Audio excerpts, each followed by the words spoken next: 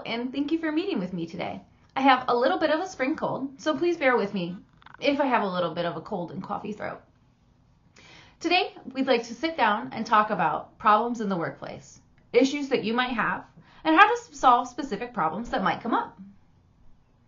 We all deal with problems in the workplace every single day, sometimes multiple times a day. These problems can be with coworkers, they can be with customers, or even with management.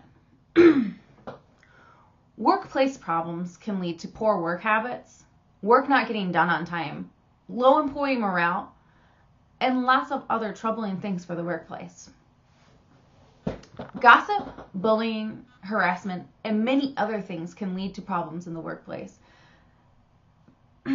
We sometimes even let personal issues cause conflict. Our emotions can get the best of us, and sometimes we get too invested into little things and cause conflicts over things that can be solved easily.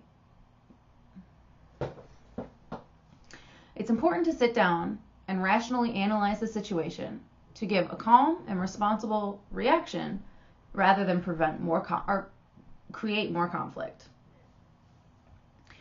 Today, we will discuss a problem that can arise in our workplace.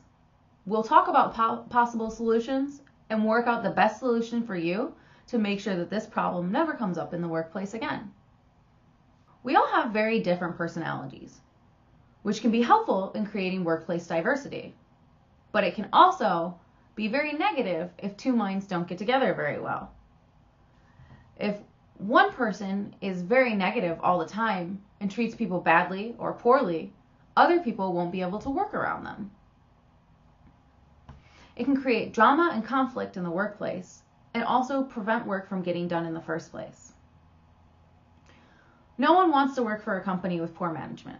In fact, Entrepreneur.com has pointed out that one of the biggest reasons that employees leave their job is because of management. There are multiple reasons that management can treat people badly and make them want to leave, but one of the biggest issues is when a coworker or when a manager is taking their bad mood or their anger out on their employees. For today's example, let's talk about John. John has been working for the company for 3 years. He started out really great and really strong and looked like he was going to be going really far for our company. However, over the last 3 years, John was given more responsibility, and while he could handle it, the stress began to build up and wear him out. Now he starts to take his negative moods out on his employees. Rather than encouraging them to succeed, he talks down to them and makes them feel bad about themselves. This is a huge problem for the workplace and for John's coworkers. Employees don't want to work with somebody who makes them feel bad about themselves. And if the person making them feel bad about themselves is supposed to be management, that looks bad on the company themselves. Therefore, there are a few things that John's coworkers can do to help address this situation without having to immediately remove John from the workplace. Some of the ways to handle the situation are very good. They can help both John and the employee learn from this and allow John to improve the way he's been treating his other employees. However, there are also ways to handle the situation that won't benefit either person and could just create more conflict and more problems. To start us off, one of the ways to not approach the situation would be to go up yelling or screaming. If a coworker were to approach John unexplained and just start yelling at him for the way he's been acting, he won't understand what he's been doing wrong. It'll likely cause more conflict and more issues down the road, and even more work won't get done. However, there is also a better approach than anger and conflict.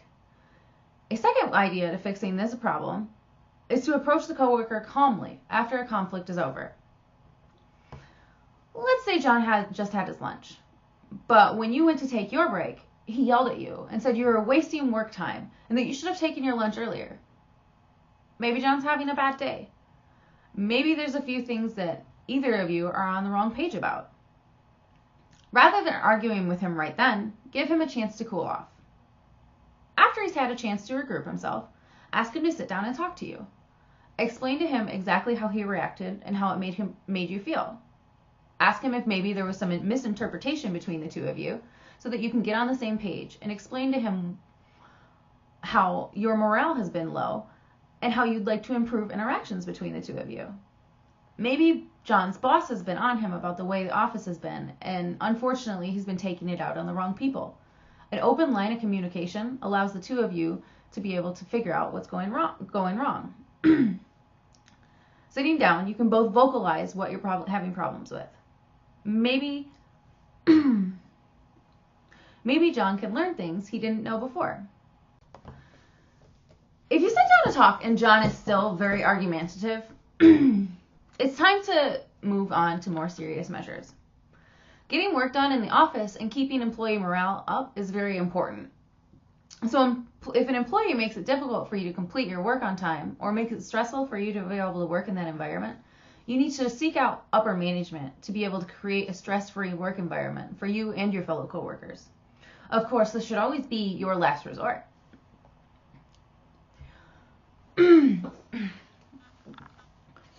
don't want to immediately run to management for help because you don't want to seem like you're tattling on your coworker, and at the same time, you also want to create positive work relationships between the two of you. Asserting yourself and being able to calmly talk to your coworker is a lot better than immediately relying on somebody else to fix the situation. Leaving these problems unresolved can result in negative consequences. Poor work treatment can result in people leaving because they don't feel valued or they're stressed out. Also, work won't get done on time and the office could fall behind. If problem solving and positive communication is encouraged, employees can form better relationships and produce a better quality of work. The next time you or a fellow employee is faced with a situation such as this, remember communication. Talk about what's going on between the two of you and how you would create a more positive interaction between at your workplace. Talk about how the problem is affecting your work and how you would like it to improve. Don't attack the employee, but open up a fluid line of communication so the two of you can explain what is going on both sides and come to a positive solution. Get help from management if it is absolutely needed. Every workplace can have problems. These problems can be with management, with coworkers, or even with customers.